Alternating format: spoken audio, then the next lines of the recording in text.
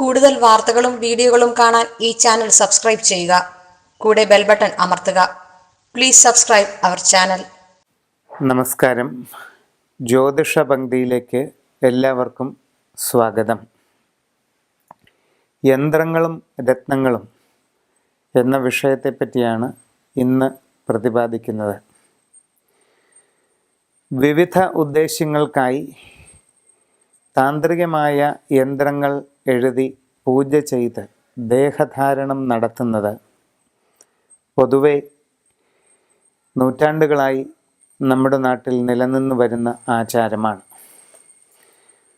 ജീവിതത്തിൻ്റെ ഓരോ സാഹചര്യങ്ങൾക്കനുസരിച്ച് ഓരോരോ ആവശ്യങ്ങൾക്കും ലക്ഷ്യപ്രാപ്തികൾക്കുമായി വ്യത്യസ്തങ്ങളായ ഓരോ യന്ത്രങ്ങൾ തയ്യാർ ചെയ്ത് ധരിക്കുന്നത് വളരെ പണ്ട് മുതൽക്കേ ഉള്ള നമ്മുടെ നാട്ടിലെ ഒരു ആചാരം തന്നെയാണ്.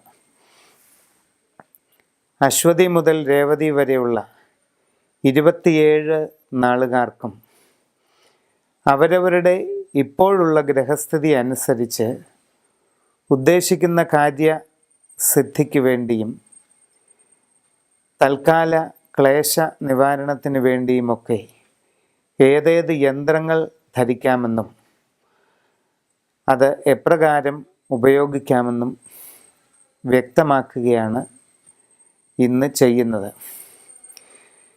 യന്ത്രങ്ങൾ ധരിക്കുന്നതിന് സാധിക്കാത്തവരോ അത്തരം ആചാരാനുഷ്ഠാനങ്ങളിൽ ഉൾപ്പെടാത്തവരോ ആയിട്ടുള്ളവർക്ക് വേണ്ടി ഇപ്പോഴത്തെ അവരവരുടെ നക്ഷത്രത്തിൻ്റെ ഗ്രഹസ്ഥിതി അനുസരിച്ച് ഏറ്റവും ഫലപ്രാപ്തി നൽകുന്ന രത്നക്കല്ല് ഏതാണെന്നും അതിൻ്റെ ഉപയോഗം എപ്രകാരമാണെന്നും കൂടി ഇതോടൊപ്പം വിവരിക്കുകയാണ്.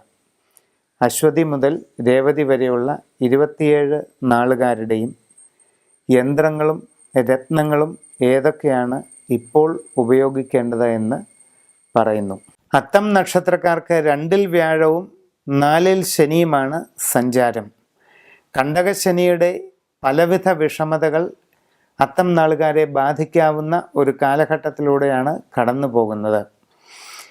മനസ്സിൽ ഉദ്ദേശിക്കുന്ന കാര്യങ്ങൾക്കെല്ലാം തടസ്സം, ലക്ഷ്യപ്രാപ്തി കൈവരിക്കുന്നതിന് വേണ്ടി എത്ര തീവ്രമായി പരിശ്രമിച്ചാലും ഫലമില്ലാതിരിക്കുക, ഇച്ഛാഭംഗം, അലച്ചിൽ തുടങ്ങി പല വിധത്തിലുള്ളതായ ബുദ്ധിമുട്ടുകൾ വന്നു ചേരാൻ ഇടയുള്ള ഒരു സാഹചര്യത്തിലൂടെയാണ് കടന്നു പോകുന്നത്. ഇതിന് പരിഹാരമായി വളരെ ശാസ്ത്രീയമായി തയ്യാർ ചെയ്യപ്പെട്ട ദുർഗായന്ത്രം ധരിക്കുകയും പത്മരാഗ കല്ല് ധരിക്കുകയും ചെയ്യുന്നത് വളരെയധികം ഗുണകരമാണെന്ന് കാണാം.